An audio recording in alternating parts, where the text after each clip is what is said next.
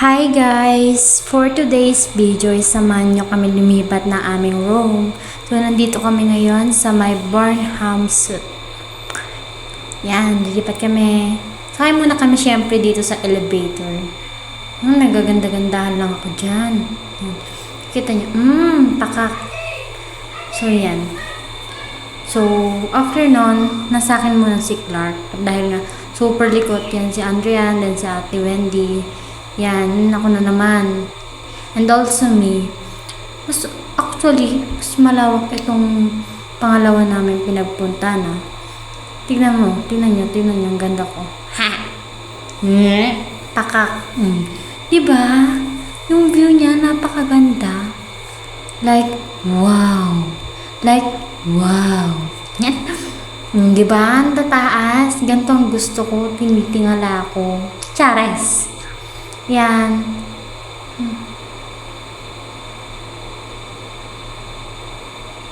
Yan lang. So, punta na kami sa aming destination. Yan. Kakababa lang namin ng elevator. So, pupunta kami. Magpapasyal. Punta kami sa may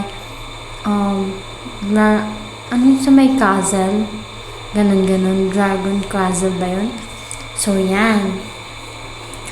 Yan. Sakay muna kami syempre na taxi. Naka-taxi.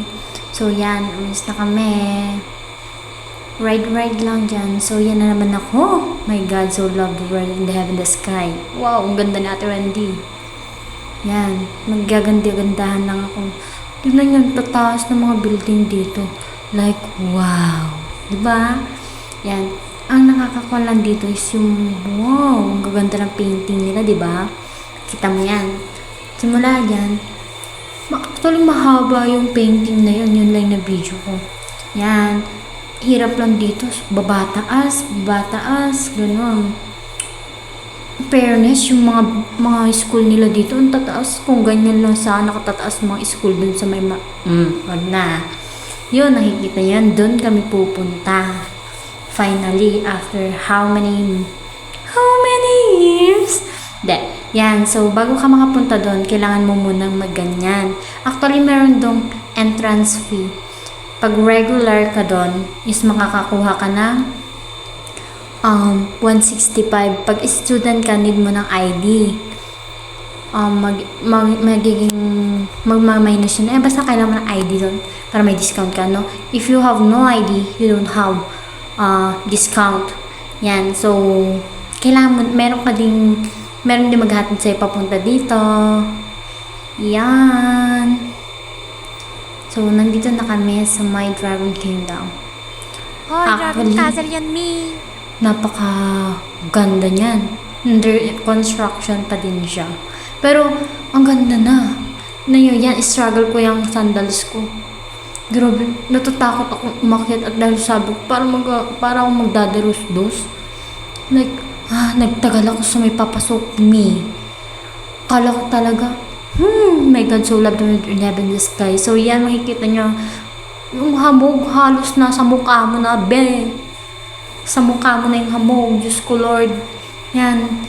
Siyempre ako, takot na dyan. So, dyan sa may corner is nagpicture-picture muna kami dyan. Dami kami picture, siyempre. Yan. Nakikita nyo naman yung hamog dyan, di ba? O, si Ate Wendy. And ayun sila Clark. Yun, pinipicture siya ni tita.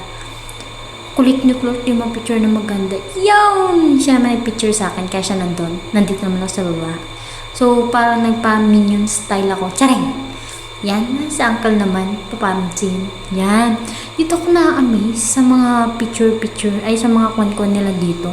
Ang galing nila mag-ukad, tsaka magawa-gawa ng kinemi-kinemi na ganyan. Siguro kung ako dyan, ang ginugawa ko na lang dyan. Oh, Diyos ko, Lord. Yan, makikita dyan din yung mga naggawa. Yan, makikita yun dyan. Yan, nagsuot din kami syempre ng ganyan. Igurot na ako. Igurot. Outfit check. And, actually yan, may mapapanood ka din. May nag-perform din na sinasayaw nila yung kanilang tradisyonal Ganyan yung tradition, yung kanila, kultura. Yan. Ang galing nila yung fairness. Napapasayaw tuloy ako dyan kanina eh. Lalo na dito sa may bata. Di ba? Kahit napakabata pa lang niya, kinakon agad siya. So, back to this. Me and Andrea, yan, ganda-gandahan kami dyan. Siyempre, then sa Ate Wendy din. Wow, turista kami dito, me. Di nyo carry. Actually, may nagpa-picture sa amin yung mga yan, yung mga Malaysian. Kala nila kasi kami nagsasayaw. Yan. So, after nun, bumaba na din kami at nagutom na at anong oras naman na din. So, nag-order lang ako ng pork sisig. Yan. Masarap siya na hindi ko alam. Pero hindi ko alam kung talaga masarap ba siya. Basta hindi ko naubos yan. Tapos yan. So, before kami umalis, nagpa-kain muna si Clark ng rabbit dyan. Yan. Ang ganda nga ng mga rabbit. Kaso din ako bata. Yan. Sige, tamang laro lang. Tsaka, doon ako nalulupitan sa may kulay itim. Kuya, alis ka naman dyan. Si kuya kasi. Yan, after nun, sa akin lang nakahawak talaga yung batang yan. Yan, parang ading ko na siya, ganun. Hi, ading. Yan. After how many years? Yan, nagpunta naman na kami sa may ukay. Tagal din namin dyan. Actually, nasaraduhan kami ng isa namin pupuntahan.